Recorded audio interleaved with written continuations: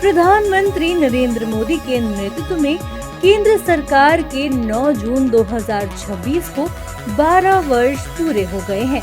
मोदी सरकार की इन 12 वर्षों की यात्रा पर नजर डालें तो हर क्षेत्र और वर्ग में सकारात्मक बदलाव दिखाई दे रहा है। चाहे महिला सशक्तिकरण हो या गरीब कल्याण या फिर किसानों का उत्थान और बुजुर्गों की देखभाल, हर क्षेत्र में पीएम मोदी के विजन के अनुरूप बदलाव साफ दिख रहा है। आइए एक नजर डालते हैं मोदी सरकार के 12 साल की 12 बड़ी उपलब्धियों पर। सबसे पहले बात करते हैं गरीबों के कल्याण की। मोदी सरकार के 12 साल के शासनकाल में 25 करोड़ से अधिक लोग गरीबी रेखा से बाहर आए हैं। पीएम मोदी ने पद संभालने के बाद हर गरीब के सिर पर पक्की छत का संकल्प लिया था। आज प्रधानमंत्री आवास योजना के तहत 4 करोड़ से अधिक गरीबों को पक्का मकान मिल चुका है। प्रधानमंत्री मोदी ने सभी नागरिकों को इलाज की सुविधा दिलाने का संकल्प लिया था। आज इसी का नतीजा है कि देश में 60 करोड़ से ज्यादा लोगों को आयुष्मान भारत योजना का लाभ मिल रहा है और हर साल 5 लाख रुपए के मुफ्त इलाज की सुविधा मिल रही है। पीएम मोदी ने नारी सशक्तिकरण के तहत लखपति दीदी योजना शुरू की थी और आज देश में 3 करोड़ से अधिक लखपति दीदी बन चुकी हैं। प्रधानमंत्री मोदी ने स्वरोजगार को बढ़ावा देने के लिए पीएम मुद्रा योजना शुरू की थी और बीते वर्षों के दौरान 57 करोड़ से अधिक मुद्रा लोन बांटे जा चुके हैं और 40 लाख करोड़ रुपए से ज्यादा राशि लाभार्थियों को दी जा चुकी है। स्वच्छ भारत मिशन के तहत पीएम मोदी के नेतृत्व में केंद्र सरकार ने बीते 12 वर्षों के दौरान देश में 12 करोड़ से अधिक शौचालय का निर्माण कराया है, जिससे नारी सम्मान सुनिश्चित हुआ है। निर्यात के क्षेत्र में भी 12 वर्षों के दौरान मोदी सरकार ने रिकॉर्ड उपलब्धि हासिल की है और 79 लाख करोड़ रुपए का रिकॉर्ड एक्सपोर्ट किया है। सामाजिक सुरक्षा कवरेज में भी मोदी सरकार ने बड़ी उपलब्धि हासिल की है। बीते वर्षों के दौरान देश में सोशल सिक्योरिटी कवरेज 3 गुना से ज्यादा हो गया है। कनेक्टिविटी के क्षेत्र में भी पीएम मोदी के नेतृत्व में केंद्र सरकार ने world class Vande Bharat train और आरआरटीएस यानी नमो भारत जैसी ट्रेनें चलाकर लोगों को तेज और आरामदायक सफर की सुविधा प्रदान की है। बीते 12 वर्षों के दौरान भारत में यूपीआई ट्रांजैक्शन 12,000 गुना हो गया है। इसके तहत करीब 314 लाख करोड़ रुपए का डिजिटल लेन देन हुआ है। नक्सल मुक्त भारत बनाने की दिशा में भी पीएम मोदी के नेतृत्व में सरकार ने कामयाबी हासिल की है और मार्च 2026 में देश नक्सल मुक्त हो गया है।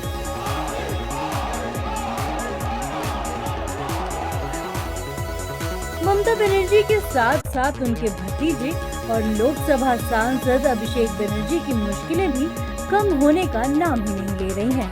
पश्चिम बंगाल में तृणमूल विधायकों के फर्जी हस्ताक्षर मामले में अभिषेक बनर्जी को सीआईडी ने तीसरी बार नोटिस दिया है और पूछताछ के लिए आज शाम 5 बजे अपने दफ्तर बुलाया है। ऐसे में सवाल यही है कि क्या आज अभिषेक बनर्जी सीआईडी के सामने पेश होंगे? क्या अभिषेक बनर्जी फर्जी हस्ताक्षर मामले में पूछताछ का सामना करेंगे? अब आपको सबसे पहले ग्राफिक्स के जरिए समझा देते हैं कि फर्जी हस्ताक्षर मामला क्या है। टीएमसी ने नेता प्रतिपक्ष के समर्थन में विधानसभा को पत्र सौंपा। कई विधायकों के हस्ताक्षर संदिग्ध पाए गए। कुछ विधायकों के हस्ताक्षर रिकॉर्ड से मेल नहीं खाए। सीआईडी ने जांच शुरू की, कई विधायकों से पूछताछ की। अब तक करीब 13 विधायकों के बयान दर्ज। 3 विधायकों का दावा पत्र में उनके साइन नहीं।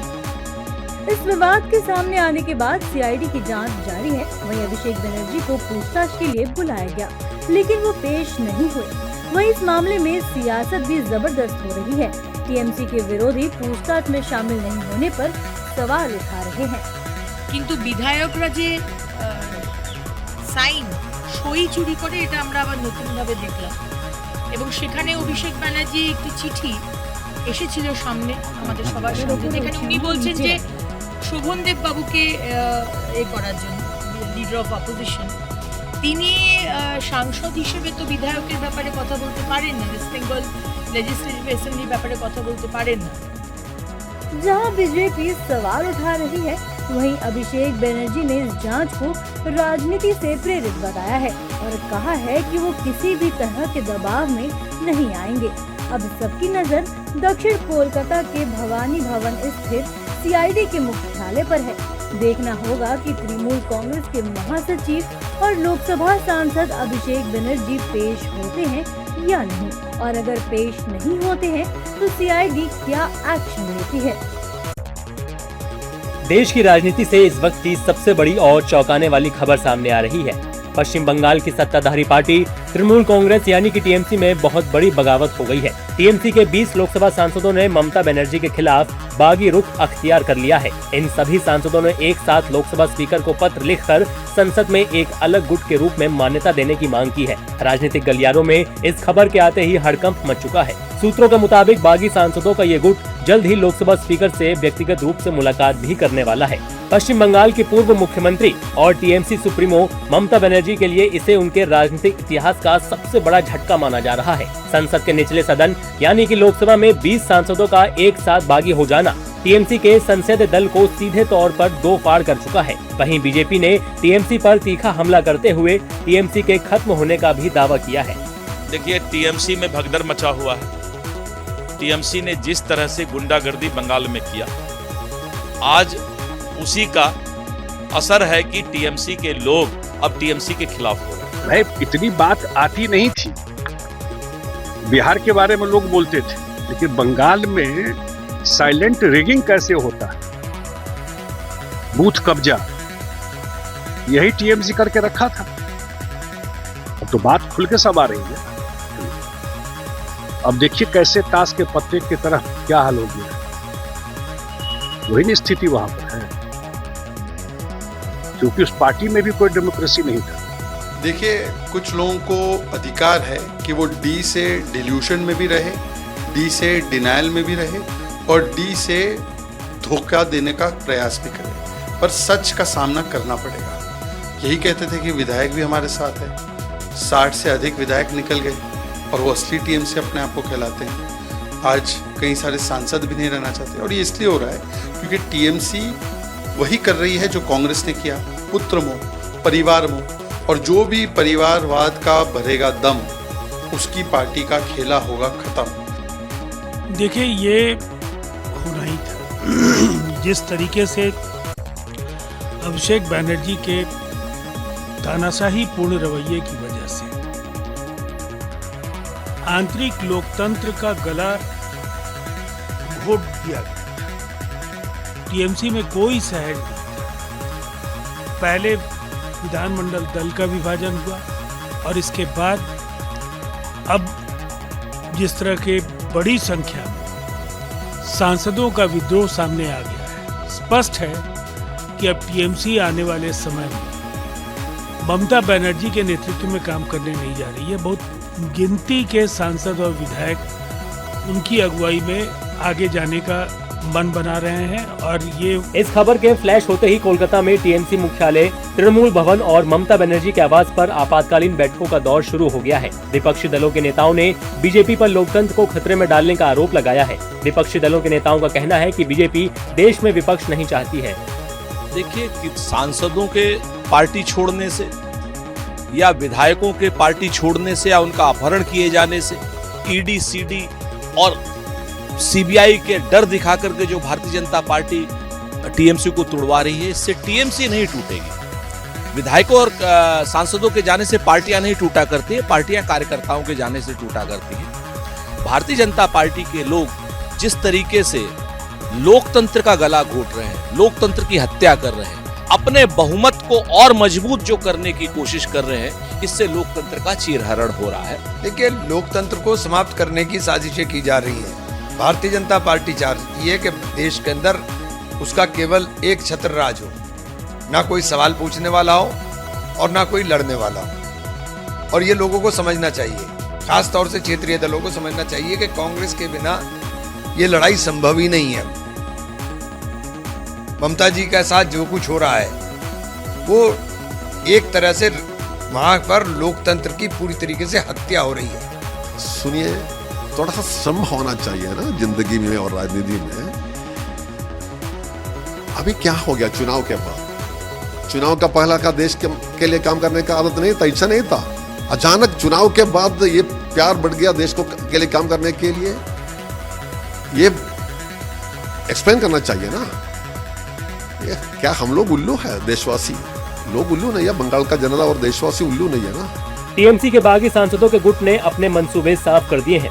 लोकसभा स्पीकर को भेजे गए पत्र में सांसदों ने साफ कहा है कि वो अब टीएमसी नेतृत्व के फैसलों और पार्टी की कार्यशैली से सहमत नहीं है, इसलिए उन्हें संसद में एक अलग संसदीय दल के रूप में बैठने की अनुमति और मान्यता दी जाए। अब देखना ये दिलचस्प होगा कि अग्नि कन्या कही जाने वाली ममता बनर्जी अपनी पार्टी पर आए इस सबसे बड़े संकट से कैसे उबारती हैं।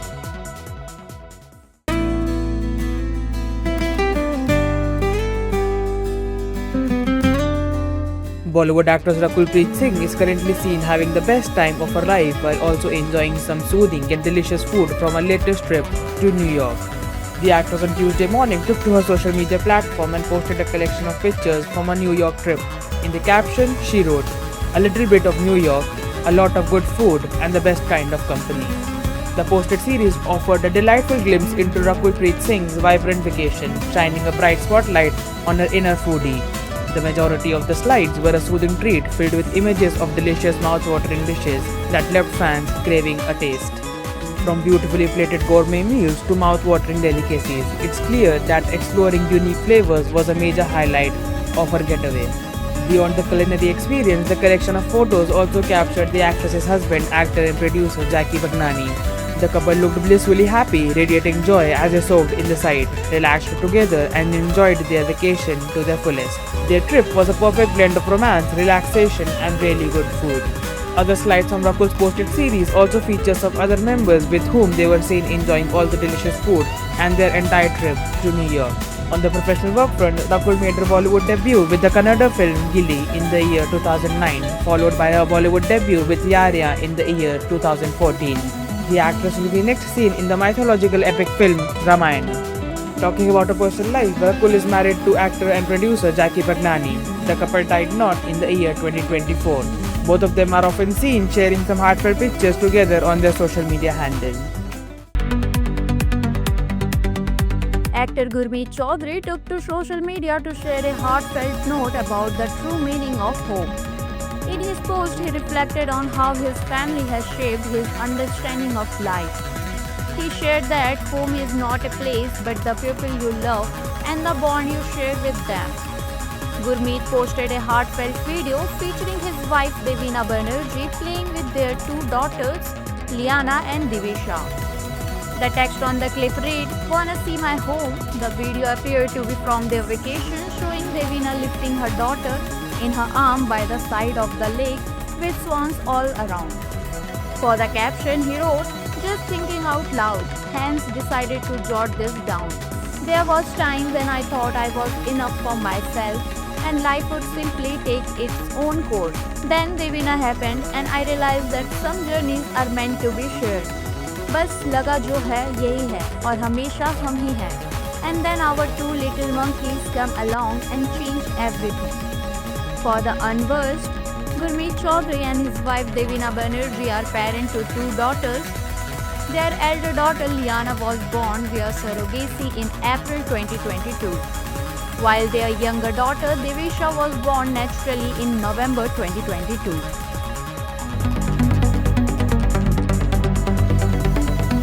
अफगानिस्तान के खिलाफ इकलौते टेस्ट मैच में टीम इंडिया ने एक पारी और 300 रनों से शानदार जीत दर्ज की।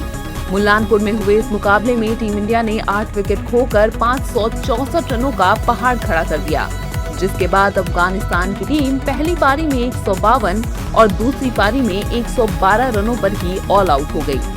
ये टेस्ट क्रिकेट के इतिहास में टीम इंडिया की सबसे बड़ी जीत है। इस ऐतिहासिक मुकाबले में कई शानदार रिकॉर्ड्स भी बने। भारतीय टीम की ओर से केएल राहुल ने 12वीं टेस्ट सेंचुरी जड़ी।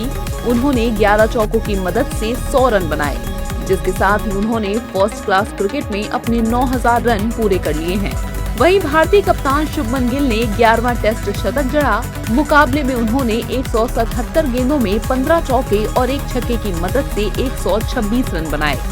शतक के साथ ही उन्होंने टेस्ट क्रिकेट में बतौर कप्तान अपने 1000 रन भी पूरे कर लिए।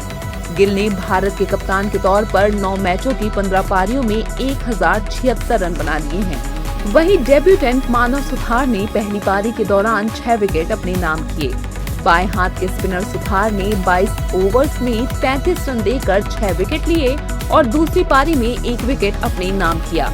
सुथार अपने टेस्ट करियर के पहले मैच में 5 विकेट हॉल लेने वाले 10वें भारतीय गेंदबाज बने।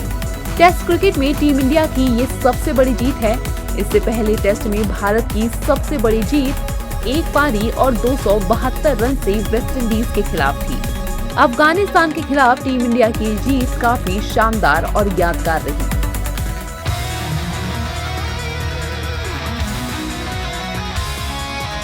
भारतीय क्रिकेट टीम ने अफगानिस्तान के खिलाफ इकलौते टेस्ट मैच में ऐतिहासिक जीत दर्ज की। इस मुकाबले में टीम इंडिया के नए सितारे मानव सुथार की परफॉर्मेंस ने क्रिकेट लवर्स का खासा ध्यान अपनी ओर खींचा। 23 साल के युवा स्पिनर मानव सुथार ने अपने डेब्यू टेस्ट को यादगार बनाते हुए ऐसा प्रदर्शन किया जिसने उन्हें सीधे रिकॉर्ड बुक में जगह दिला दी। पहली पारी में अपनी फिरकी का जादू बिखेरते हुए उन्होंने 33 रन देकर 6 विकेट झटके और अफगान बल्लेबाजी की कमर तोड़ दी। दूसरी पारी में भी उन्होंने एक अहम विकेट हासिल किया और मैच खत्म होने तक कुल 7 विकेट अपने नाम किए। उनकी परफॉर्मेंस के लिए उन्हें player of the match award भी मिला। प्लेयर ऑफ द मैच चुने जाने पर मानव सुथार ने माना कि टेस्ट क्रिकेट आसान नहीं है। वहीं डेब्यू को लेकर कहा कि ये मेरे लिए बेहद अवास्तविक एहसास था। शुरुआत से ही मेरा सपना भारत के लिए खेलना था। मैं टेस्ट क्रिकेट खेलना चाहता था, इसलिए ये पल मेरे लिए अविश्वसनीय था और सच कहूँ तो अभी भी यकीन नहीं हो रहा है। बता दें, डेब्यू टेस्ट में गेंदबाजी के साथ ही उन्होंने बल्लेबाजी भी की। पहली पारी में मानव ने 41 गेंदों में 2 छक्कों और 2 चौकों की मदद से 28 रन बनाए। बॉलिंग ऑलराउंडर ने अपनी बल्लेबाजी को लेकर कहा कि जब मैं बल्लेबाजी करने उतरा तब भी काफी असहज महसूस कर रहा था। कुछ गेंदें खेलने के बाद मुझे लगा कि विकेट स्पिनर्स के लिए थोड़ी मददगार है। फिर जब मैं गेंदबाजी करने आया और पहला ओवर डाला तब भी मुझे वही महसूस हुआ। इसके बाद मेरा पूरा ध्यान सही लाइन, लेंथ और गति बनाए रखने पर था। वहीं आखिर में मानव सुथार ने इस मुकाबले से मिली सीख को लेकर कहा कि सबसे बड़ा सबक ये है कि निरंतरता ही सब कुछ है। आपको बार बार एक ही क्षेत्र में गेंदबाजी करनी होती है। मेरे हिसाब से टेस्ट क्रिकेट में यही सबसे महत्वपूर्ण बात है। ये ऐसा फॉर्मेट है जो बहुत धैर्य की मांग करता है। मैंने यही सीखा है कि धैर्य बनाए रखो, अपनी योजनाओं पर टिके रहो और लगातार सही एरिया में गेंदबाजी करते रहो। अपने ड्रीम डेब्यू के साथ ही मानव ने इतिहास भी रचा है। वो डेब्यू टेस्ट मैच में 6 विकेट हॉल लेने वाले दूसरे गेंदबाज हैं। उनसे पहले आर अश्विन ने नवंबर 2011 में वेस्टइंडीज के खिलाफ 6 विकेट अपने नाम किए थे। साथ ही मानव सुथार डेब्यू मुकाबले में 5 विकेट हॉल लेने वाले 10वें भारतीय गेंदबाज हैं। अफगानिस्तान के खिलाफ 23 साल के मानव ने ये कारनामा करके अपने इंटरनेशनल करियर की शानदार शुरुआत की है। देश दुनिया की सभी खबरें देखने के लिए जुड़े रहिए आचरण न्यूज से। आचरण न्यूज, हर कदम आपके साथ।